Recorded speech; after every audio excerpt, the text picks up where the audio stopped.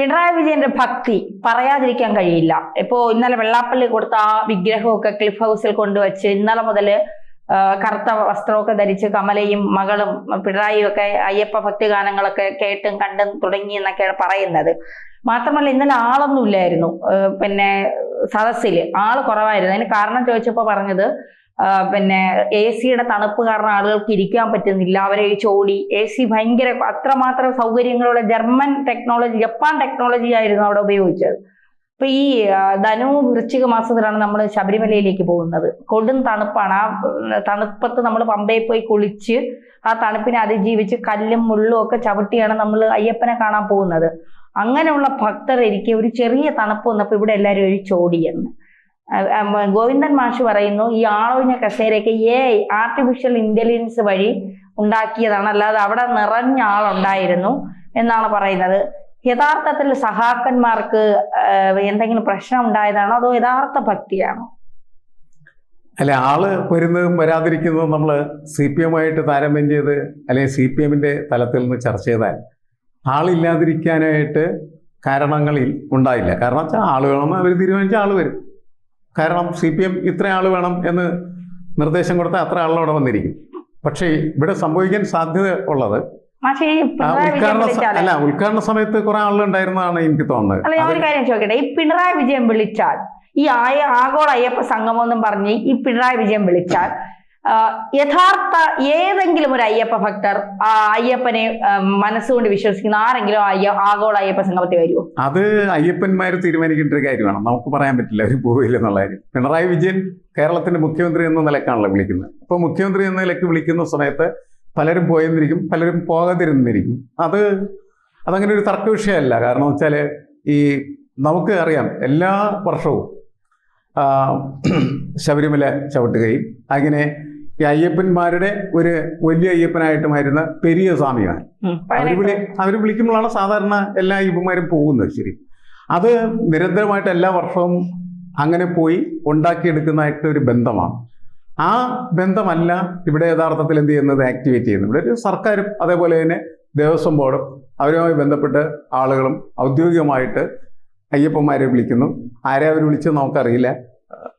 പക്ഷെ ഉദ്ഘാടന സമയത്തൊക്കെ കുറെ അധികം ആളവിടെ അതുണ്ടായിരുന്നു. അത് കഴിഞ്ഞതിന് ശേഷം പിന്നെ കസേര ഒഴിഞ്ഞു കിടക്കുന്ന കാഴ്ച നമ്മൾ കണ്ടത്. പക്ഷെ ഉദ്ഘാടന സമയത്ത് ആള് ഉണ്ടായിരുന്നു.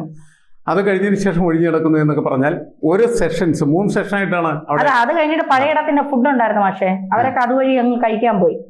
പഴയടമായിരുന്നു ഫുഡ്. അതായിരുന്നു കാര്യം.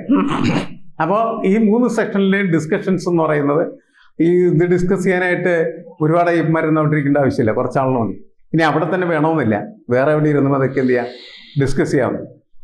അപ്പോൾ ഇവര് എന്താണ് അതുകൊണ്ട് ഉദ്ദേശിച്ചത്? ആളെ സംഘടിപ്പിക്കുന്ന കാര്യത്തിൽ നമ്മൾ ഒരിക്കലും CPM-നെ ആക്ഷേപിച്ചിട്ട് കാര്യമില്ല.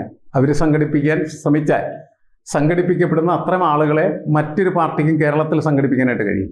അയ്യപ്പ സംഗമമല്ല എന്ത് ആയിക്കഴിഞ്ഞാലും. കാരണം അയ്യപ്പ സംഗമത്തിൽ ഇത്രയും ആൾ വേണം എന്ന് നിശ്ചയിച്ചാൽ 90% മല കയറുന്ന അയ്യപ്പന്മാരെന്ന് പറഞ്ഞ CPM-കാരാണ്.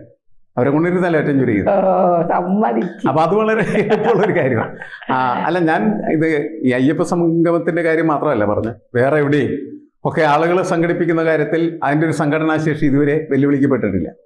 അപ്പൊ ആളില്ലാതെ പോകുന്നുണ്ടെങ്കിൽ, ഇനി മാത്രമല്ല പിണറായി വിജയൻ പങ്കെടുക്കുന്ന മീറ്റിങ്ങുകളിലൊക്കെ സാധാരണ രീതിയിൽ അദ്ദേഹം സംസാരിക്കുന്ന ആ സമയത്ത് മാത്രം ആളുകൾ ഉണ്ടാവുകയും അത് കഴിഞ്ഞ് ആളുകളൊക്കെ എഴുന്നേറ്റ് പോകുന്ന കാഴ്ചയാണ് നമ്മൾ പലപ്പോഴും കാണുന്നത്. കാരണം പിണറായിയെ കാണിക്കാൻ വേണ്ടിയിരിക്കുന്ന മുഖങ്ങളാണ്. അല്ല, പാലക്കാട് വന്നപ്പോ ആളും ഇല്ലായിരുന്നു, ആരും വന്നില്ല. ഒഴിഞ്ഞ കസേര നോക്കി വ്യവസായ രംഗത്തെ കുറിച്ച് അല്ല, അങ്ങനെയും വരുന്ന സ്ഥിതി. അത് പക്ഷേ ഇവരുടെ ഭാഗത്ത് വരുന്ന അശ്രദ്ധ മാത്രമാണ്. ഇവര് ജാഗ്രതയോടുകൂടി തീരുമാനിച്ചാൽ ആളുണ്ടായിരിക്കും, അവരെ പിടിച്ചിരുത്താനായിട്ട് പല സംവിധാനങ്ങളും അവർക്കുണ്ടല്ലോ.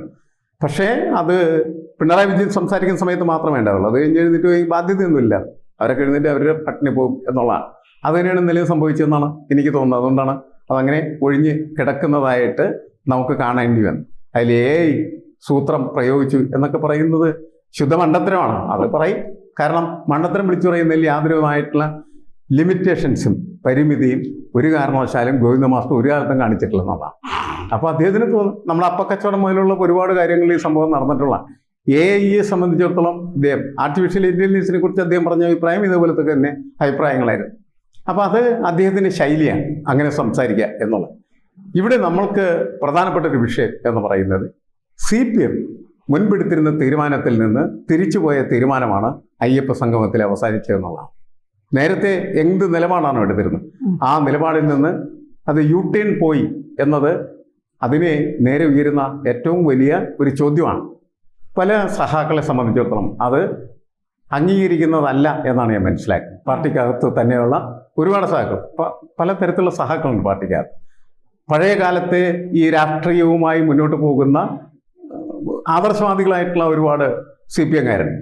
അവരിതിന് എതിരാണ്, സമ്പൂർണ്ണമായിട്ട് എതിരാണ്, ഈ പരിപാടിക്ക് തന്നെ എതിരാണ്. കാരണം ഇത് നടത്തേണ്ടത് അവരല്ല, അതായത് പിണറായി വിജയനും സംഘമല്ല നടത്തേണ്ടത്. അത് അയ്യപ്പന്മാരുടെ രീതികളിൽ നടത്തട്ടെ, അത് നടത്താൻ വേണ്ടിയിട്ടാണ് അവരിങ്ങനെ നടക്കുന്നത്. അതും കൂടി ഇവർ നടത്തേണ്ട കാര്യമൊന്നുമില്ല എന്നുള്ളതാണ്. പിന്നെ ശബരിമലയ്ക്ക് വികസനം വേണം, അതെല്ലാവരുടെയും അഭിപ്രായമാണ്, അതിലാർക്കും അഭിപ്രായ വ്യത്യാസം ഉണ്ടാവില്ല. കാരണം ലക്ഷക്കണക്കിന് മനുഷ്യർ വന്നു ചേരുന്ന അവിടെ അവർക്ക് പ്രാഥമികമായിട്ടുള്ള കാര്യങ്ങൾ നിർവഹിക്കുന്നതിന് പോലും കൃത്യമായിട്ടുള്ള സംവിധാനങ്ങളില്ല എന്നുള്ളത് പരാതി മാത്രമല്ല, അത് ഒരു പരിക്കൻ യാഥാർത്ഥ്യമാണ്. അത് പരിഹരിക്കപ്പെടേണ്ടതാണ്. അങ്ങോട്ടുള്ള യാത്രാ സംവിധാനങ്ങൾ ഇതെല്ലാം, കാരണം ഞാൻ പറയുന്ന ഒരു പിൽഗ്രിം ടൂറിസമായിട്ട് കണ്ടാൽ പോലും അതിനുള്ള എല്ലാ സൗകര്യങ്ങളും ഉണ്ടാക്കി കൊടുക്കാൻ ആധുനിക കാലം ആവശ്യപ്പെടുന്ന ഒരു കാര്യമാണ്. അതുകൊണ്ടാണ് തിരുപ്പതി മോഡല് ഇത് പുനഃസൃഷ്ടിക്കേണ്ടതുണ്ട് എന്ന് പറയുന്നത് ആ ഒറ്റ കാരണത്തിൻ്റെ അടിസ്ഥാനത്തിലാണ്. കാരണം എനിക്ക് തോന്നുന്നു ഇന്ത്യയിൽ ഏറ്റവും സ്വീകാര്യമായൊരു മാതൃകയായിട്ട് കണക്കാക്കപ്പെടുന്നത് അത് തന്നെയാണ്. അപ്പോൾ ആ രീതിയിൽ അത് മാറ്റിയെടുത്താൽ അത് അയ്യപ്പ ഭക്തരെ സംബന്ധിച്ചിടത്തോളം ആഹ്ലാദകരമായിട്ടുള്ള കാര്യമാണ്. സർക്കാർ ചെയ്യേണ്ടതൊക്കെയാണ്. എന്താണ് അയ്യപ്പന്മാർ ആവശ്യപ്പെടുന്നത് അത് കൃത്യമായിട്ട് ഉണ്ടാക്കി കൊടുക്കുന്നതിന് വേണ്ടിയുള്ള പ്രവർത്തനങ്ങൾ അവരുടെ ഭൗതിക സൗകര്യങ്ങളാണ്. അല്ലാണ്ട് ആത്മീയമായ കാര്യങ്ങളിൽ സർക്കാർ ഇനി ഇടപെടാനായിട്ട് കഴിയില്ല. അത് ഓരോ മനുഷ്യനും വ്യക്തിപരമായിട്ട് രൂപപ്പെടുത്തിയെടുക്കുന്നതായിട്ടുള്ള ഒരു പ്രതിഭാസമാണ് ശരിക്കും പറഞ്ഞത്. ഈ ആത്മീയമായിട്ടുള്ള അവരുടെ വളർച്ചയും വികാസവും അനുഭൂതിയും ഒക്കെ എന്ന് പറഞ്ഞാൽ അത് കാശ് കൊടുത്തു അല്ലെങ്കിൽ സർക്കാർ സംവിധാനത്തിലൂടെ സൃഷ്ടിക്കപ്പെടാൻ പറ്റുന്ന കാര്യമല്ലല്ലോ. അതിന് ആ വഴികളിൽ അവരെ വിടുക, അതിൽ കയറി ഇടപെടാതിരിക്കുക എന്നുള്ളതാണ് പ്രധാനപ്പെട്ട കാര്യം. ഭൗതിക സൗകര്യങ്ങൾ ഒരുക്കി കൊടുക്കാനുള്ള ബാധ്യത സർക്കാരിനുണ്ട്. സർക്കാരുമായി ബന്ധപ്പെട്ട് നിൽക്കുന്നതായിട്ടുള്ള ദേവസ്വം ബോർഡിനുണ്ട്. അതവർ കൃത്യമായിട്ട് ചെയ്യുക. അതിന് ഈ അയ്യപ്പ സംഗമം, ആഗോള അയ്യപ്പ സംഗമം ഒന്നും നടത്തേണ്ട കാര്യമില്ല. ഇവർക്ക് സ്പോൺസർഷിപ്പ് വേണമെങ്കിലും പണം വേണമെങ്കിലും ഈ ലോകത്തിൻ്റെ വിവിധ ഭാഗങ്ങളിലുള്ള വലിയ പ്രമാണിമാരായിട്ടുള്ള ആളുകളുണ്ട്, അവരെ വിളിച്ചു വെച്ച് അവർ പൈസ കൊടുക്കും. അതൊക്കെ ചെയ്യേണ്ട ആവശ്യമുള്ള. അപ്പോൾ ഇതെന്തിനാണ് ഈ നാടകം, ഈ പ്രദർശനം എന്ന് ചോദിക്കുന്നത് ചോദ്യത്തിന് പ്രസക്തി വരുന്ന അവിടെയാണ്. അതിനാണ് നമ്മൾ ഇലക്ഷൻ വരുന്ന സമയത്തുള്ള ഒട്ടുസൂത്രങ്ങളായിട്ട് അതിനെ ചിത്രീകരിക്കുന്നത്. മാഷ ഒരു കാര്യം കൂടെ ചോദിച്ചാൽ, മാഷ ശബരിമലയിൽ പോയിട്ടുണ്ടോ? ഞാൻ പോയിട്ടുണ്ട്. പോയിട്ടുണ്ട്. ശബരിമല പോകുമ്പോൾ മാഷ് എങ്ങനെയാ? ഞാൻ ടിക്കറ്റൊക്കെ എടുത്തിട്ട് തന്നെ പോയത്. എന്താണോ അവിടുത്തെ സംവിധാനം അത് കൃത്യമായിട്ട് പരിപാലിച്ചിട്ടാണ്. ഞങ്ങളുടെ കോളേജിലെ അധ്യാപകരെല്ലാവരും കൂടിയാണ് ഞങ്ങൾ പോയിട്ടുള്ളത്. ശരണം വിളിക്കുന്നത് എങ്ങനെയാ മാഷ്? ശരണം വിളിച്ചിട്ട് തന്നെയാണ് പോയിട്ടുള്ളത്. സ്വാമിയെ ശരണായപ്പ. അങ്ങനെയാണ്. സ്വാമിയെ ശരണായപ്പ ഇങ്ങനെ വിളിക്കില്ലല്ലോ. അങ്ങനെ മുദ്രാവാക്യം വിളിക്കേണ്ടി വന്നിട്ടില്ല. പക്ഷേ ഞങ്ങൾക്ക് പമ്പയിലേക്ക് പോകുന്നതിന് പത്തനംതിട്ടയിൽ നമുക്ക് ബസ് കിട്ടായിരുന്ന സമയത്ത് ഞങ്ങൾ വലിയൊരു പ്രതിഷേധം ആ ട്രാൻസ്പോർട്ട് സ്റ്റാൻഡിൽ നടത്തിയ സമയത്ത് ഈ സ്വാമിയെ ശരണം വിളിക്കുന്നത് തന്നെ ചിലപ്പോൾ ഒരു മുദ്രാവാക്യത്തിന്റെ സ്വഭാവത്തിലൊക്കെ മാറിയിട്ടുണ്ട്. ദേവസ്വം പ്രസിഡന്റ് മറന്നുപോയി. പാർട്ടി സമ്മേളനം എന്ന് പറഞ്ഞിട്ട് അദ്ദേഹം സ്വാമിയെ ശരണ അങ്ങനെ ഞാൻ പറയുന്നു. എല്ലാത്തിനും ഒരു ക്യാരക്ടറുണ്ട്. നിങ്ങൾ സമരപ്പന്തലിൽ പോയിരിക്കുന്ന സമയത്ത് അവിടെ അതിൻ്റെ ക്യാരക്ടറാണ് നിങ്ങൾ ഉപയോഗിക്കുന്നത്. അതല്ലാതെ അവിടെ പോയിട്ട് നിങ്ങൾ അമ്പലത്തിലോ പള്ളിയിലോ പോയിരുന്ന് പ്രാർത്ഥിക്കുന്ന പോലെ സമരപന്തലിൽ പ്രാർത്ഥിച്ചിട്ട് കാര്യമില്ല. അവിടെ അതിൻ്റെ വൈകാരിക സ്വഭാവം നമ്മൾ ഉൾക്കൊള്ളേണ്ട ആവശ്യമാണ്. ഞാൻ ഈ മഹാരാഷ്ട്രയിലൊക്കെ പഠിക്കുന്ന സമയത്ത് അവിടെ വിദ്യാർത്ഥി നേതൃത്വത്തിലേക്ക് ഇരിക്കുന്ന സമയത്ത് കളക്ടറിന് മുന്നിൽ സമരം നടത്തിയ സമയത്ത് ഒരു 3-4 പേര് ഒരു കയറൊക്കെ കെട്ടി ആത്മഹത്യ ചെയ്യാൻ പോകും. കളിയാക്കുകയാണ് ചെയ്യുന്നത്. ഞാൻ അവരൊക്കെ ഓടിച്ചിരുന്നു അവിടെ ആ സമയത്ത്. അതായത് എല്ലാത്തിനും അതിൻ്റെതായിട്ടുള്ള രീതികളും ശൈലികളും സ്വഭാവങ്ങളും അത് മനസ്സിലാക്കി ഓരോ സ്ഥലത്തും ഇടപെടുന്ന സമയത്ത് ആ ശൈലികളെയും രീതികളെയും ഒക്കെ നിലനിർത്തി മുന്നോട്ട് പോകുന്നതാണ് ഭംഗി. അത് അംഗീകരിക്കാനായിട്ടുള്ള മനസ്സും അതിൻ്റെ വലിപ്പവുമാണ് പ്രധാനപ്പെട്ടത്. അതൊക്കെ നഷ്ടപ്പെട്ടു പോവുകയും എല്ലാം ഒരുതരം പ്രദർശന പരതയിലേക്ക് കൊണ്ടുവരികയും ചെയ്യുമ്പോൾ സംഭവിക്കുന്ന ദുരന്തം എക്സിബിഷനിസമാണ് ഇന്നത്തെ സമൂഹത്തിൻ്റെ പ്രധാനപ്പെട്ട ക്യാരക്ടർ. അതിൻ്റെ ഒരു കാഴ്ചയാണ് പമ്പയിൽ നമ്മൾ കണ്ടത് എന്നാണ് എനിക്ക് തോന്നുന്നത്.